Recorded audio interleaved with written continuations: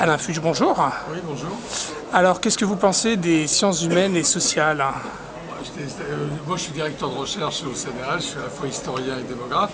Ce qu'on a voulu montrer dans le cadre de ce salon, c'est que les sciences humaines et sciences sociales pouvaient faire du transfert, de la valorisation et créer même des start-up. Alors, pour réaliser ce projet, on est parti des 200 laboratoires des UMR, du CNRS. On leur a demandé s'ils avaient un projet de valorisation. On a eu 120 réponses et à partir de ces 120 réponses, avec une de mes collègues, Nan Péhuette, on a auditionné toutes ces équipes pour essayer de voir quelles sont celles qui pouvaient avoir un projet qui permettait de tenir un stand et d'expliquer à la fois le projet de recherche fondamentale et le type de transfert et de valorisation qu'ils ont fait. C'est dans cet esprit qu'on a sélectionné à peu près 45 équipes. Et puis on a aussi 25 équipes qui présentent des posters. Donc c'est intéressant parce que sur 200 labos CNRS, voir que 60 ont des produits aboutis dans des domaines très différents, c'était déjà un succès. Ensuite, il y a une répartition spatiale intéressante entre les équipes de recherche d'Île-de-France. L'Île-de-France représente 50% du potentiel de recherche, et puis aussi les équipes de recherche qui sont dans les provinces françaises. Donc vous avez un bel exemple de ce qui se fait. Je peux, si vous voulez, pour l'illustrer, vous en citer quelques-unes. S'il vous plaît. Alors, par exemple, il y a des projets, par exemple, il y a un laboratoire lyonnais d'économie des transports qui a créé un logiciel pour, disons, améliorer le transport des marchandises en ville. Dans les grandes villes, c'est un problème, le transport des marchandises, et donc ils ont un logiciel et un produit qui a été adopté par un certain nombre de grandes villes européennes. Voilà un premier exemple. Il y a aussi un autre projet très intéressant. Il y a un historien du climat qui travaille sur les grandes crises climatiques depuis le XVIe siècle et qui travaille avec un réassureur, Aon, qui eux ont comme vocation à prévoir les crises climatiques parce qu'elles ont des conséquences très importantes sur le plan économique, et que c'est des réassureurs.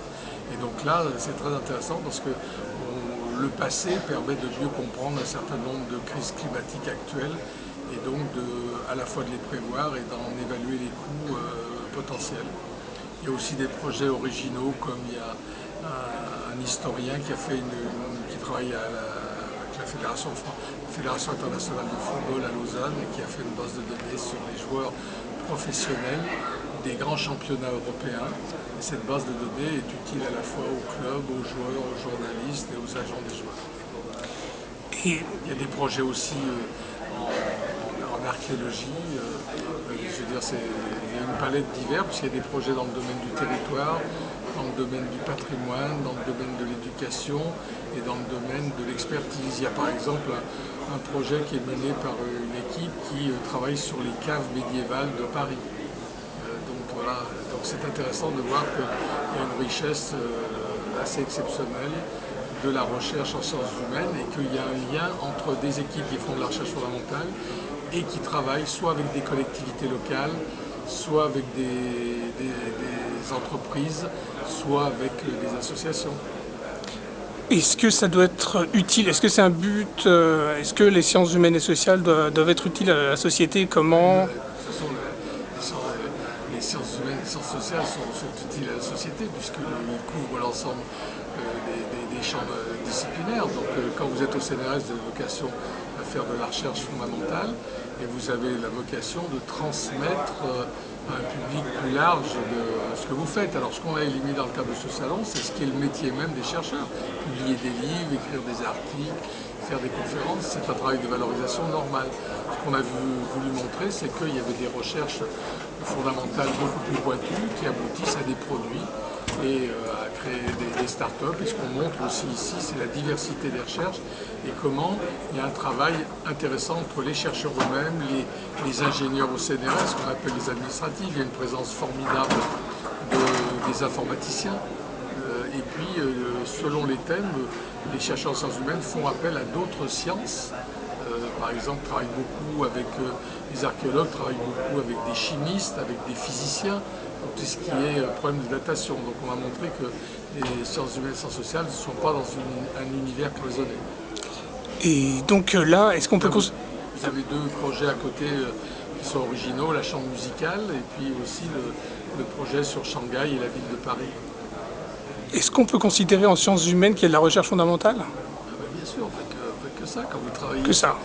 je sais pas, moi je suis historien, j'ai travaillé sur la population d'un territoire français, j'ai travaillé sur l'histoire de la population française, où on a montré que les Français avaient été les premiers à pratiquer la limitation des essences. Je veux dire, c'est un travail fondamental, il faut dépouiller des archives, le traiter avec des outils, faire de l'analyse démographique comme le font les démographes, travailler avec des médecins pour faire de l'épidémiologie. Donc on fait tous de la recherche fondamentale. Après, Voilà. ça c'est notre métier. On est à côté au CNRS, selon votre discipline, vous faites de la recherche fondamentale. Là, ce qui est intéressant, c'est le lien entre recherche fondamentale et recherche appliquée. Appliqué. Est-ce que c'est un vocabulaire très science exact, dur La recherche fondamentale s'applique à l'ensemble du champ scientifique, que ce soit la physique nucléaire ou l'histoire. On fait de la recherche fondamentale. On travaille sur des données originales, avec un traitement original à partir du questionnement qu'on s'est donné. Moi, j'ai travaillé sur la concentration géographique des maladies héréditaires, par exemple. J'ai travaillé à la fois avec des médecins, des généticiens, des informaticiens. Et moi, j'étais l'historien démographe de service. Donc, on constitue des équipes à partir d'un objet de recherche. Et pour les étudiants qui veulent se lancer à l'université, est-ce qu'ils ont, ils ont quand même des difficultés pour s'insérer après professionnellement par rapport aux grandes écoles? Non, ça dépend des disciplines. Si par exemple, contrairement à ce qu'on pense, les sociologues, les psychologues, les géographes, il y a d'autres débouchés que l'enseignement ou la recherche. Et puis ce qu'on a voulu aussi montrer ici, c'est que c'est intéressant pour des entreprises de regarder ce que les laboratoires en sciences humaines font, probablement avoir envie de recruter des étudiants qui sont formés dans des disciplines qui sont autres que les disciplines scientifiques.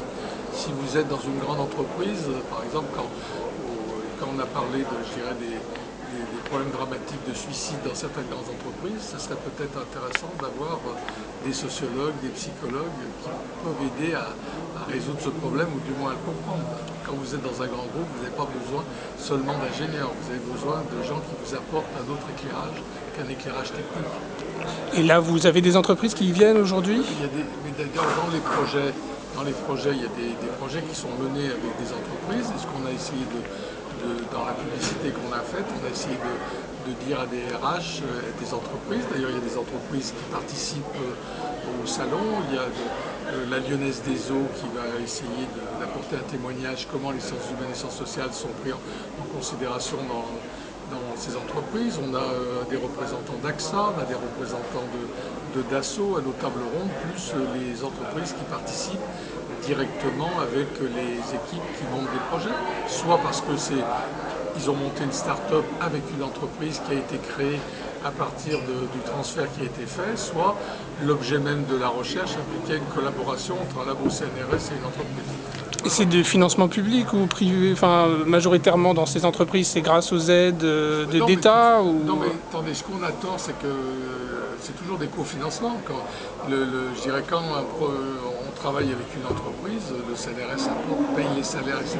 C'est important. Donc les projets, c'est des montages très différents. Les chercheurs vont chercher de l'argent auprès de l'ANR, auprès de projets européens. Ils répondent à des appels d'offres qui leur permettent de réaliser ces projets. Et parfois, des entreprises aussi injectent de l'argent ou prennent en charge un certain nombre de coûts. Par exemple, dans le projet qui lie les spécialistes de l'histoire du climat et le réassureur Aron, il y a une partie des coûts de la recherche elle-même qui est prise en considération par l'entreprise. Dernière question, qu'est-ce que vous pensez de la place du doctorat en France? Le problème de la France, il faut reconnaître le titre de... Si vous voulez, il y a des sociétés, moi je veux dire, je suis à la veille de la recherche, je trouve que la société française devrait apporter plus de reconnaissance aux chercheurs. Par exemple en Italie, quand vous êtes docteur ou professeur, on vous appelle par votre titre. En Allemagne, le titre de docteur est important. Alors en France, je pense qu'il faut reconnaître ce titre, à la fois le reconnaître socialement, et puis le reconnaître également sur le plan de l'emploi.